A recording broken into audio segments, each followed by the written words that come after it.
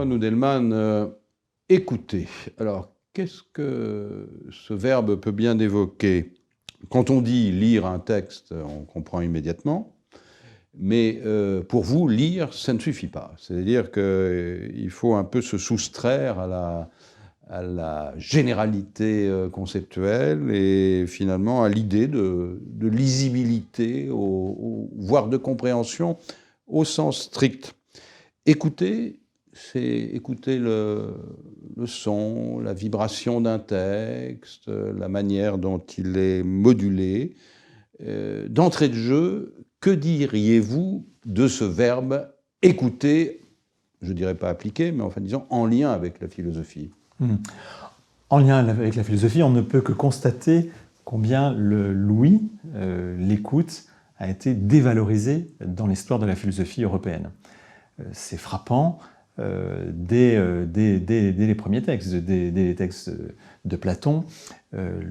L'écoute, c'est tout d'un coup l'attention au son, et les sons sont dangereux. Pourquoi ils sont dangereux? Parce que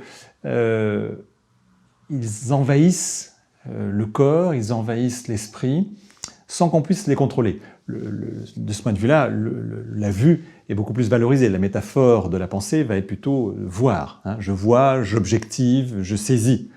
Alors que quand j'entends, voilà, ça m'arrive par les oreilles. Les oreilles n'ont pas de paupières, donc ça arrive, ça m'envahit, je suis passif. Hein. Et en plus, quand il s'agit de paroles, le son détourne du sens. Hein. Pour les métaphysiciens, le fait qu'on puisse être sensible à une voix, à la sonorité du langage, ça, c'est rien de pire, puisque on va devenir comme des oiseaux, quoi, en fait. On va risquer de se transformer, d'ailleurs, en animal, si on n'est sensible qu'à la sonorité.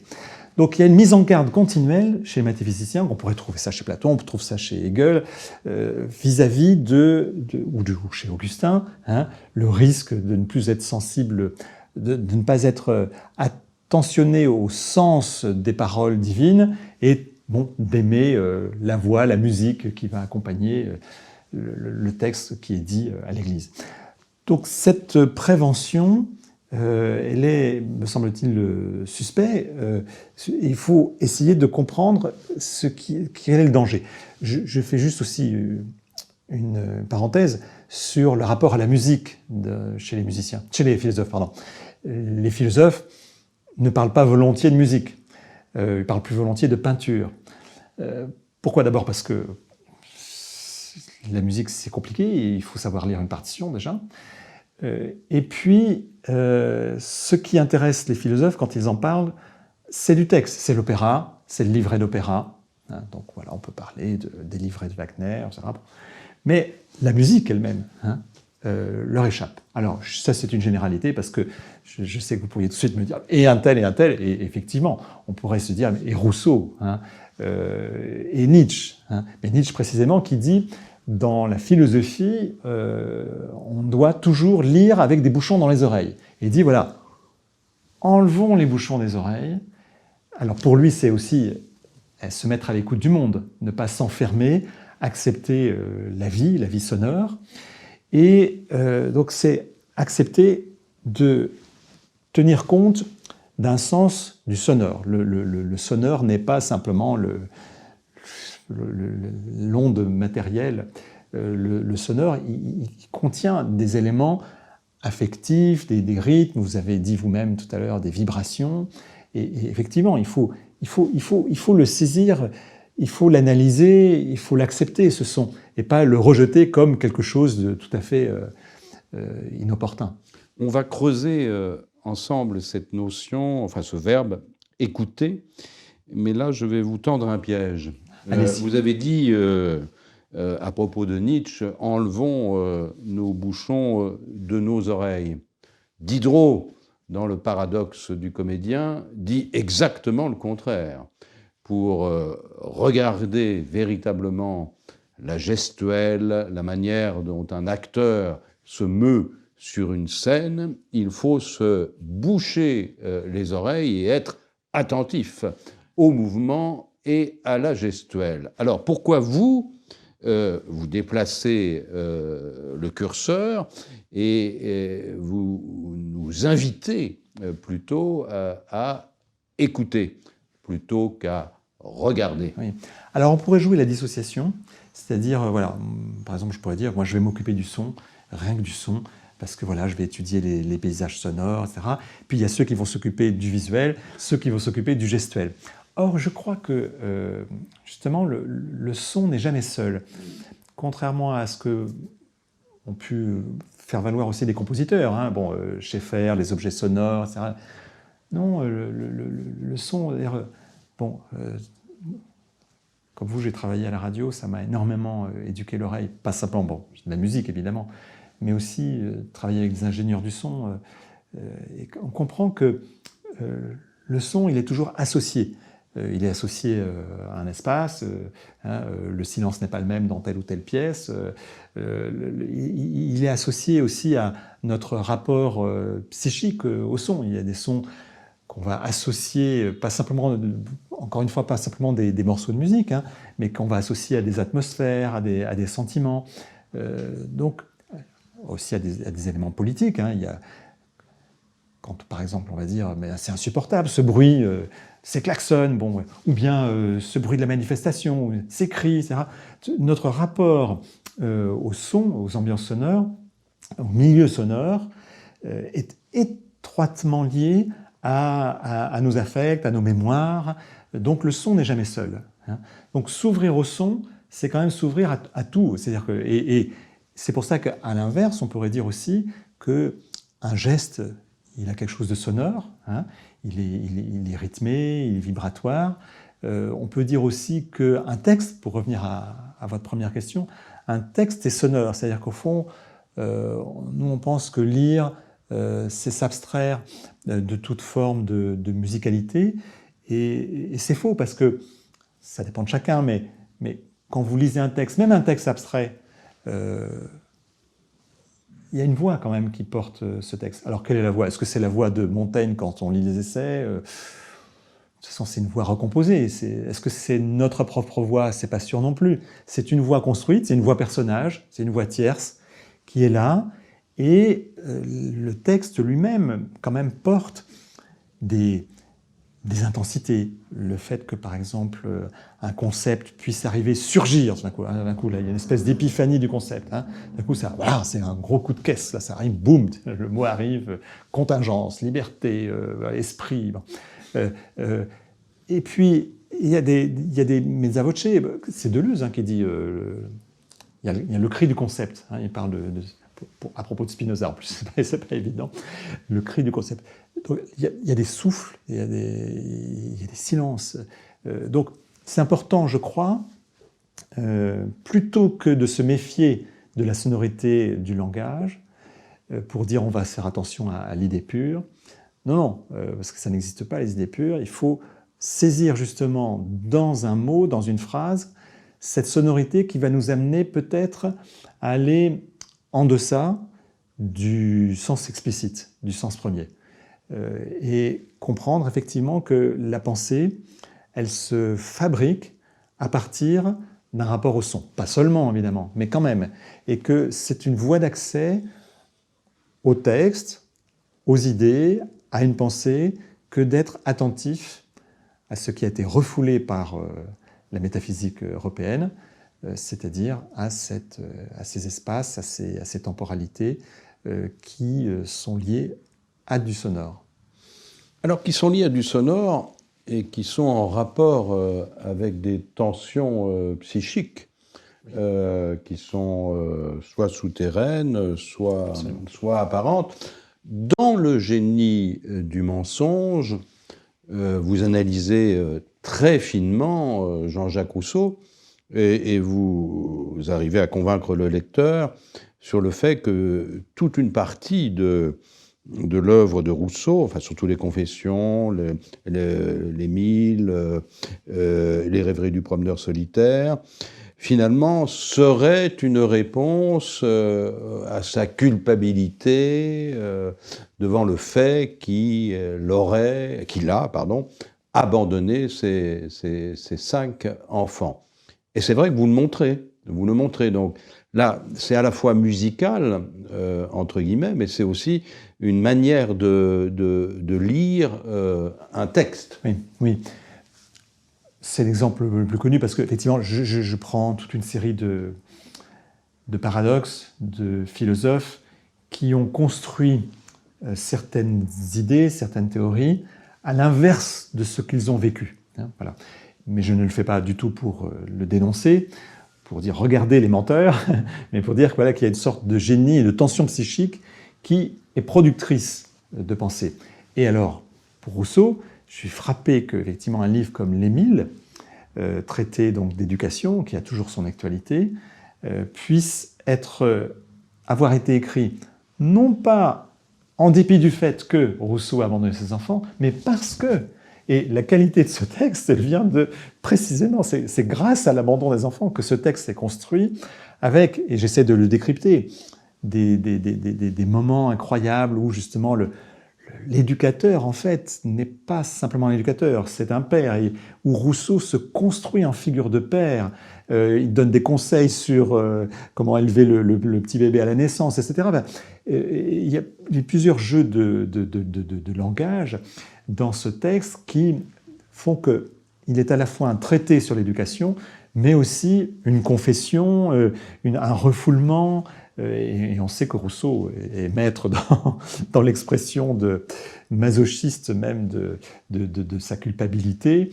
Dans les rêveries, on le voit, et puis aussi dans le dernier texte, un peu de folie, Rousseau, juge de Jean-Jacques.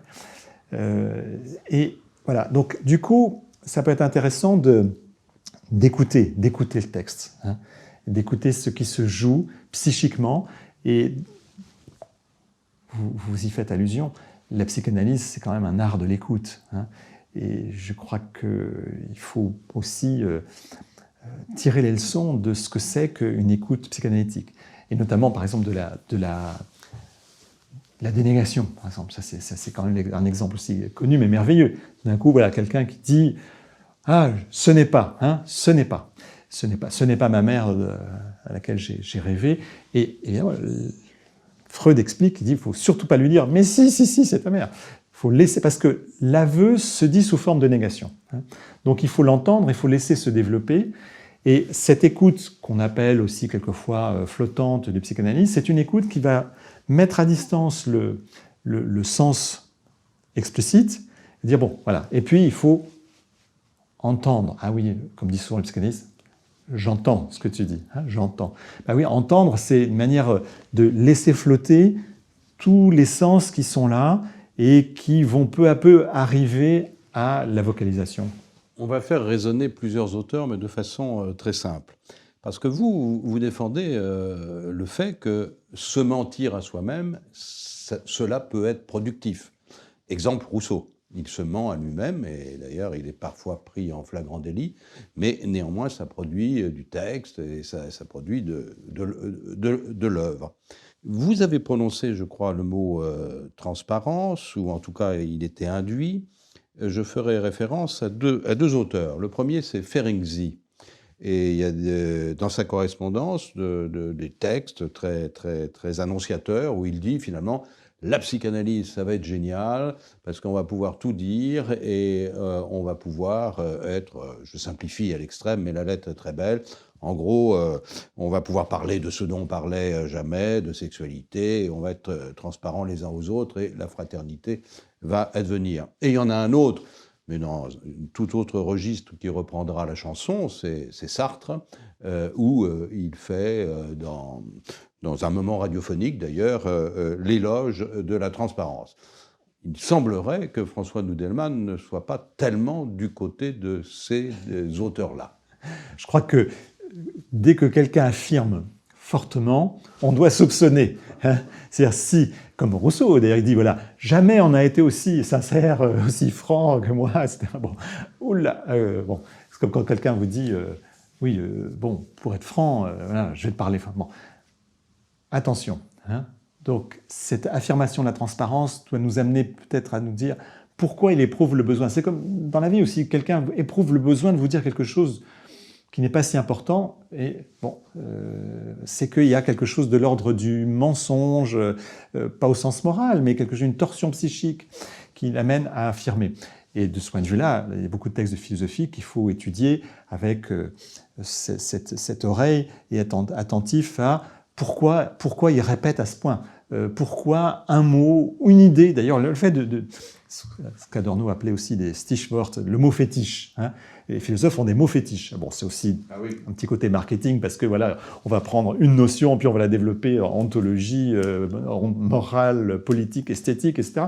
Mais il y a quand même souvent dans des textes, des œuvres, voilà, des manières de fétichiser hein, des mots. Bref, cette manière de s'accrocher aussi de tonitruer ou de déliter, je pense qu'il voilà, il faut écouter la manière dont c'est dit, dont c'était écrit, lire avec des oreilles, pour, comme un analyste, bon, voilà, dire, non pas interpréter, hein, mais laisser venir d'autres significations.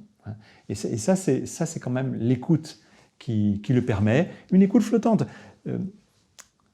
Il faut accepter aussi de ne pas être tout le temps captif, parce que nous, on a été formés à ça. On a le désir de comprendre. On lit, on dit « Ah oui, il faut attention. Si jamais on ne comprenait pas, ce serait la catastrophe. Hein, » bon. Il faut accepter aussi peut-être de relâcher et puis de faire venir, comme quand on écoute quelqu'un en conférence, quelquefois, bon, on est un peu flottant, et puis quelque chose s'est dit quand même. Hein, quelque chose a été entendu. Moi, je suis très sensible aux voix. Là aussi, c'est peut-être le fait d'avoir fait de la radio. Très sensible vraiment à ce qui se dit dans un volume, dans des hauteurs, dans des rythmes. Ça, c'est assez frappant. Et je crois que ça nous amène à écouter et à lire différemment. On peut très bien continuer. On a un texte, on intègre un texte, et puis on ne s'intéresse pas à la fabrication, on ne s'intéresse pas au contexte. Mais je crois que, pour reprendre un terme d'ailleurs qui avait été utilisé par un psychanalyste, Reich, essayons de développer notre troisième oreille. Hein. On a une troisième oreille.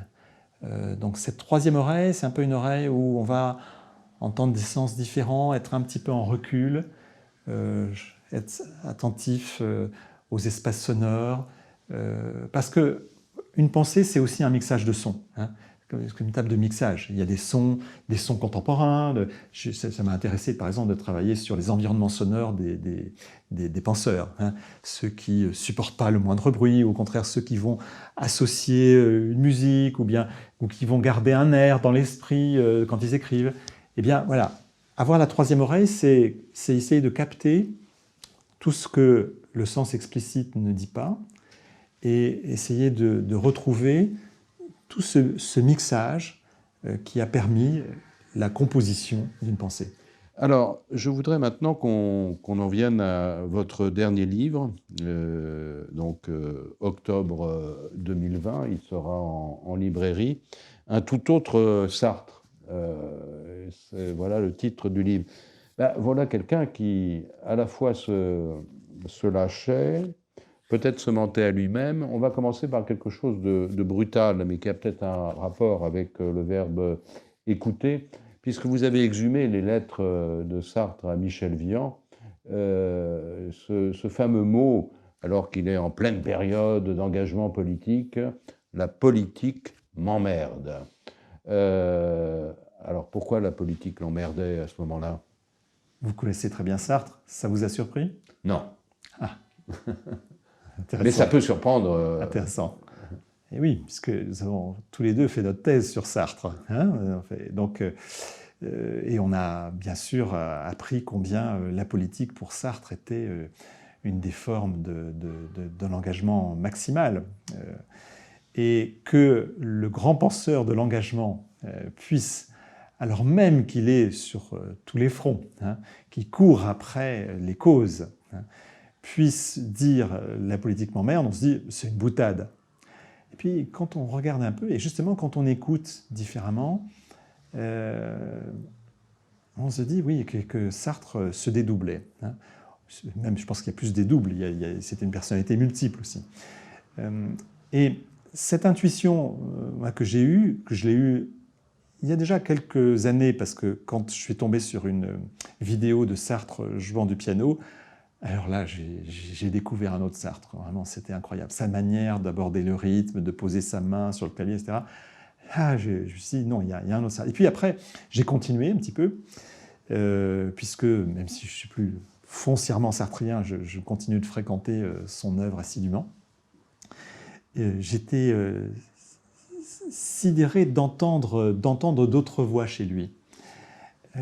Et le fait que, en pleine période d'engagement, il puisse se réserver du temps pour la musique, mais aussi qu'il puisse dire au fond, voilà, ça m'emmerde, ce cri que je suis obligé de pousser. Hein, il dit, voilà, je me suis engagé à pousser un cri. Ici, il ironise, un cri.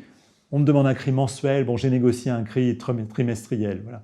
Et alors, bien sûr, ça peut choquer, parce qu'on se dit, non, c'est pas possible, il faut quand même y croire. On attend quand même que quelqu'un qui s'engage, il ait la foi. Hein. Mais je pense qu'il avait la foi. Je ne sais pas ce que vous en pensez, mais je pense qu'il y a de... Il ne s'agit pas de dire que c'est un tricheur, mais voilà, il n'était pas tout entier dans cet engagement. Contrairement à ce côté combinatoire, c'est vraiment... on doit choisir, on s'engage forcément. Voilà. Les Goncourt et Flaubert sont responsables de la Commune, non pas parce qu'ils ont défendu la Commune, mais parce qu'ils n'ont écrit aucune ligne. Et alors justement, quand on lit ce texte qui a été écrit juste après la guerre, période à laquelle Sartre n'a pas été spécialement héroïque, on se dit qu'est-ce qui se joue? Et alors, moi, je relis ce texte, qu'est-ce que la littérature, les manifestes sur la responsabilité de l'écrivain, je les écoute précisément. Et je les écoute à la lumière de cette personnalité multiple. Et j'entends qu'à ce moment-là, les phrases sont brutales, sont hachées, que Sartre se force. Il y a plusieurs Sartres, et je crois qu'il faut peut-être, à une période aussi où il est quand même assez dévalorisé à cause de ses engagements politiques, hein, puisque maintenant il y a une espèce de bon sens qui veut dire, voilà, c'est épouvantable, il a justifié les pires causes, voilà, et puis de faire continuellement le match avec Camus. Non, Sartre pouvait aussi être du côté de Camus, il y avait beaucoup de choses qui le rapprochaient, il y avait des affinités avec Camus très fortes. Et donc écoutons et découvrons qu'il y a plusieurs Sartres en un Sartre. Alors, on ne va pas rentrer dans le contexte de la guerre froide, parce que ça nous mènerait, disons, peut-être un peu trop loin. Mais on va prendre un exemple précis, peut-être, de ces tensions, de ces contradictions sartriennes, que vous développez dans votre livre, et c'est très intéressant, son rapport à Frantz Fanon. Oui. Ça va nous raccorder, peut-être, disons, à des thèmes, disons, plus d'aujourd'hui. Vous donnez l'impression, enfin, je ne sais pas, vous donnez l'impression, vous nous montrez que, finalement, Sartre est sous pression. Il est un peu culpabilisé au moment où il écrit la fameuse préface des damnés de la Terre. On sent que c'est Fanon qui remporte le morceau, quoi. Il est impressionné par Fanon. Ça, c'est étonnant. Étonnant de découvrir qu'au moment où Sartre écrit ce texte, qui est le plus violent qu'il ait jamais écrit, qui, bon, je ne sais pas quel est votre jugement, mais bon, qui peut être effectivement... discutable, contestable. Hein. Il appelle quand même à tuer des colons, quoi. Et comme lui dit plus tard Béni Lévy, voilà, alors tu es dans ton appartement, rue Bonaparte, dans ton appartement, là, dans et tu veux flinguer les colons. Saint-Germain-des-Prés, et tu dis oui, allez, il faut flinguer les colons, quoi, en Algérie, quoi. Alors, ce texte qu'on lui a tant reproché, voilà, savoir qu'il l'a écrit à contre-cœur, hein, à son corps défendant, vraiment qu'il en avait marre, voilà, il dit voilà, mais je suis obligé de le faire. Bon, et c'est sur plusieurs semaines, il est en... Bon, à ce moment-là, quand il est en Italie, hein, à ce moment-là, quand il commence à l'écrire. Et c'est là qu'est intéressant d'étudier le contexte. Effectivement, la présence de Fanon. Fanon, c'est aussi son héroïsation aujourd'hui, et justifiée parce que c'est un très grand auteur, un penseur très important, mais il arrive et, Beauvoir le raconte, il joue sur la culpabilité de Sartre. Hein. il se moque de lui, tu passes tes vacances à Rome, etc.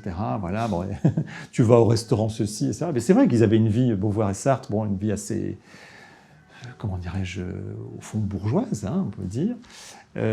Et donc il joue sur la culpabilisation et il lui dit, bon, faudrait s'arrêter d'écrire maintenant, ça serait vraiment un engagement. Comme les Mao lui demanderont d'ailleurs plus tard, hein, dans les années 70. Mais il n'obéira pas. Heureusement, il n'obéira pas. Et là, il n'obéit pas. Mais Fanon dit, on a des droits sur vous. Voilà, hein. Beauvoir le raconte, ça. Et lui-même en fait écho dans ses lettres. Et à ce moment-là, bon, il écrit cette lettre dans un style, il faut l'écouter aussi, ce texte. Il ne faut pas simplement dire, c'est honteux, voilà, il faut l'écouter. C'est-à-dire qu'il y a un style presque ordurier, presque célinien de Sartre dans ce texte. Étonnant, quoi. Alors voilà, donc écoutons, et il ne s'agit pas de dénoncer, mais voilà, de comprendre les tensions psychiques qui sont à l'œuvre dans l'écriture d'un texte. C'est peut-être une sorte de leçon aussi pour aujourd'hui, ce savoir écouter, toujours en restant sur ce livre, un tout autre Sartre. Le Sartre musicien, on ne s'attend pas, disons, au premier abord, à découvrir que Sartre adore Chopin, qu'il a, dans sa relation avec celle qui deviendra sa fille adoptive, Arlette El-Kaïm, une passion pour le piano, et qu'il partage avec elle. Oui, absolument. Alors, la musique, ça a été effectivement une activité très importante de Sartre, mais une activité à part. C'est un peu comme d'ailleurs chez Barthes et chez Nietzsche aussi, j'essaie de montrer dans un livre sur le toucher des philosophes, c'est qu'il y a des écrivains ou des penseurs qui font de la musique, qui sont mélomanes et qui écrivent sur la musique, bon, Jankélévitch, Adorno, bon, parmi d'autres, hein. Et puis, vous avez ceux qui considèrent que c'est à part, c'est hors discours. Hein. Et pour Sartre, ça a été ça. Malgré tout, il se joue des choses et des expériences de pensée dans cette approche musicale. Donc Sartre, musicien, c'est aussi un des autres Sartre qui nous permet d'approcher pas seulement à l'écart de sa philosophie ce qu'il a été, mais aussi de revenir à ses textes littéraires et philosophiques et de découvrir un Sartre léger. Alors, jouant le romantique, bon, il joue le romantisme, il adore le romantisme, mais aussi savoir que Sartre adorait Gounod, hein, chantait le roi de Tulé. Vous savez, il y a une centaine d'enregistrements, une centaine d'heures d'enregistrements avec sa fille, bon, qu'on ne connaît pas, mais qui sont étonnantes, où vraiment, il y a une gaieté. On n'imagine pas l'auteur de La Nausée, vraiment avec cet humour, cette gaieté musicale. Et donc, c'est ce que j'ai voulu montrer dans ce livre, c'est qu'au fond, Sartre, je disais, il est peut-être plus proche de Stendhal que de Marx. Hein. Voilà. Il y a un côté stendhalien de l'allure, du voyage, le goût des voyages. Tout ça est refoulé, bien sûr. Hein. Il s'agit de ne pas être un touriste. Mais voilà, ce goût-là, parfois cette désinvolture, nous donne un autre aperçu de celui qu'on enferme dans la figure de l'auteur engagé.